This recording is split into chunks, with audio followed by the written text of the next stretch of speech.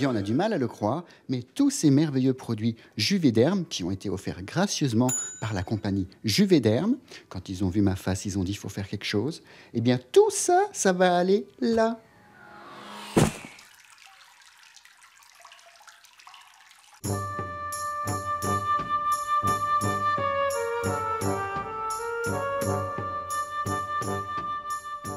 Restez jeunes. Les Égyptiens s'en souciaient déjà il y a 3000 ans. Ils inventaient poudre et lait pour garder un visage à l'aspect juvénile. En 2012, on a toujours la même préoccupation. Un visage clinique, Marc Dupéré, chirurgien plastique, en sait quelque chose. Ici, on vend jeunesse et beauté. Toutefois, avant de se lancer dans de grandes dépenses, Marc a quelques conseils à vous donner. Il y a comme 3 principaux facteurs qui augmentent le vieillissement. Le premier, c'est la génétique, contre lequel on ne peut pas faire grand-chose. C'est les gènes qu'on hérite de nos parents. Le deuxième facteur, c'est le tabac. Le tabagisme est un des plus grands facteurs de vieillissement chez les gens. Ça donne une couleur grisâtre à la peau, ça détruit l'élastine, le collagène dans la peau, l'élasticité. Donc le tabac, c'est quelque chose qu'on peut éviter et qui était assez important au vieillissement. Le troisième serait les rayons du soleil, les UVA, les UVB, et ça inclut les salons où on va se faire bronzer. S'hydrater la peau vaut toujours la peine. Ça vaut la peine plus que ne pas s'hydrater la peau. Par contre, aller dans certaines pharmacies ou les grandes boutiques de luxe et payer des crèmes à 2 et 300 $ le pot, c'est peut-être exagéré. Le message est passé. Une bonne crème Nivea fera bien l'affaire. Crème ou pas crème, le visage et le corps vieillissent.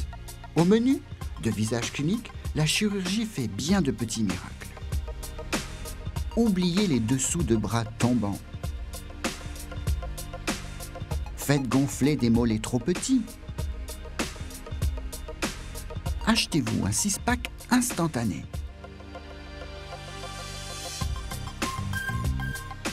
Imaginez votre visage avec un menton bien prononcé ou rêvez de fesses bien rebondies. Toutefois, si le scalpel vous fait peur, depuis quelques années, de nouveaux produits ont révolutionné le marché. Le Botox, c'est le numéro 1 au monde en frais de procédure esthétique. Ça continue à monter chez l'homme et chez la femme depuis une dizaine d'années. C'est quelque chose, comme vous probablement le savez, c'est des procédures rapides, sans vraiment de downtime, sans vraiment de repos. On peut venir sur l'heure du lunch, de la pause et on retourne au travail. Donc c'est toujours le numéro 1 et ça continue à monter. Le Botox, tout le monde connaît cette charmante bactérie qui paralyse les muscles du visage. Mais plus récemment est arrivé sur le marché les remplisseurs. Conçus par une société française, Juvederm, rachetés par les Américains, les remplisseurs sont en train de remplacer le lifting du visage. Avec la venue du Botox et des remplisseurs du derme, comme le Juvederm, le Restylane, on voit de moins en moins de demandes pour le facelift, le redrapage de la figure et du cou, surtout de la figure. Avec les remplisseurs, on peut réajuster un peu, remonter les joues, remonter les bas-joues. On peut améliorer ou adoucir le pli de la bouche, ici, ou le pli de la joue. Donc, on a un petit peu moins de demandes pour le facelifting. Après 45 ans, le collagène et l'élastine, qui sont naturellement dans la peau, diminuent dramatiquement. Cette perte de volume dans le visage est un facteur de vieillissement qui creuse les joues et donne l'air fatigué. L'acide hyaluronique est injecté dans le visage et redonne le volume perdu. Le remplisseur, c'est fait d'acide hyaluronique, qui est un peu le cousin du collagène qu'on retrouve partout dans notre corps.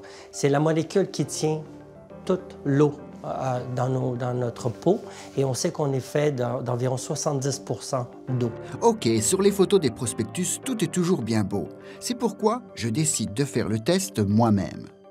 Attention, le programme qui suit contient des images susceptibles d'heurter la sensibilité du public, mais le langage reste très poli.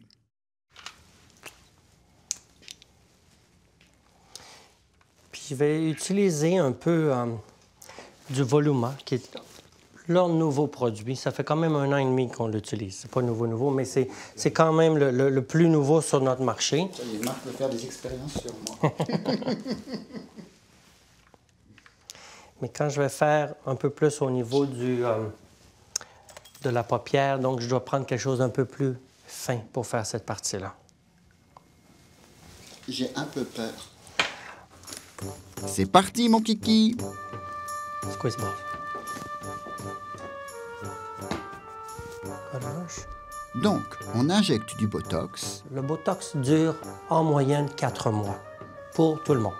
Et plus on en fait avec les années, c'est à peu près toujours la même dose. Et puis, des remplisseurs.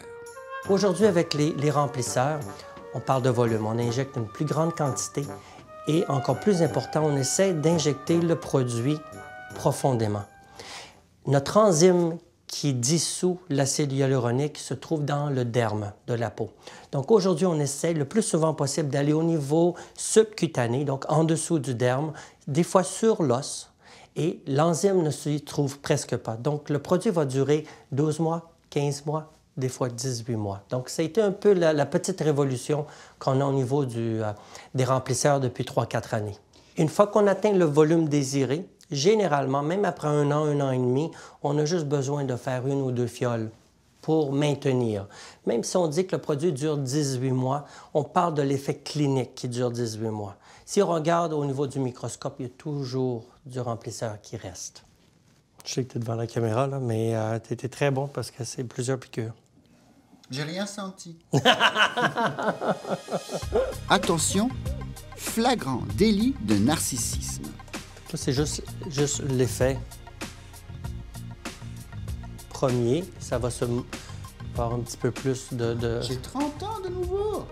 Pour le Botox, les prix varient entre 10 et 15 $ de l'unité. Et en général, chez la dame, c'est 25 à 30 unités pour les plis entre les sourcils. C'est environ 15 à 18 unités pour les pas de doigts et environ une dizaine d'unités pour le front. Chez l'homme, on augmente un tout petit peu, donc c'est quelques unités de plus pour le Botox. Pour le remplisseur, pour les Juvederm, la plupart de la famille de Juvederm et du Perlane, Restylane, c'est environ 600 $ par fiole, par millilitre. Et souvent, si on fait un volume, donc 3, 4 ou 5, généralement, on donne un petit peu une escompte par fiole. Résultat, les joues se sont remplies, les cernes se sont atténuées, je n'ai plus l'air fatigué. Je suis absolument magnifique. Environ 4 000 $ pour ma face. C'est dispendieux, mais chacun dépense son argent comme il l'entend.